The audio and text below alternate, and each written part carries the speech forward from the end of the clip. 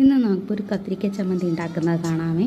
ആദ്യം കത്തിരിക്ക മുറിച്ച് പുഴുണ്ടോ ഇല്ലയോ എന്നൊക്കെ നോക്കണം. അഥവാ ഉണ്ടെങ്കിൽ അതിനെയൊക്കെ മാറ്റിയിട്ട് എന്നിട്ടൊന്ന് ആവി കയറ്റണം കേട്ടോ. ആവി കയറ്റി ഒന്ന് വേവിച്ചെടുക്കണം. വേവിച്ചെടുത്ത ശേഷം നമ്മൾ സാധാ ചമ്മന്തി ഉണ്ടാക്കും പോലെ തന്നെ തേങ്ങയും മുളക് പൊടിയും ഉപ്പും സവാളയും പുളിയും ഉപ്പും കൂടുതലായിട്ട് ചേർക്കണം. നമ്മൾ കത്തിരിക്കയ്ക്കും കൂടെ ചേർത്തിട്ടാണ് അതും കൂടെ ചേർത്ത് ഒന്ന് മിക്സിയിൽ അരച്ചെടുക്കണം കേട്ടോ. എന്നിട്ട് നമ്മൾ കൈ കൊണ്ടൊന്ന് തിരുമണം. എല്ലായിടത്തും ഉപ്പും പുളിയൊക്കെ ഒന്നിച്ച് വരാനായിട്ടാണത്.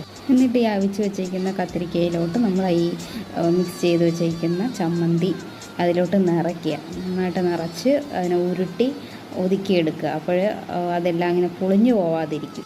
വേറൊരു പാൻ എടുക്കുക. അതിലോട്ട് എണ്ണ വീത്തുക. എണ്ണ വീത്തി അതെണ്ണ ചൂടായി വരുമ്പോഴത്തേക്ക് നമ്മൾ ഈ ഉണ്ടാക്കി വെച്ചിരിക്കുന്ന കത്തിരിക്ക അതിൽ വെച്ച് ഫ്രൈ ചെയ്യുക.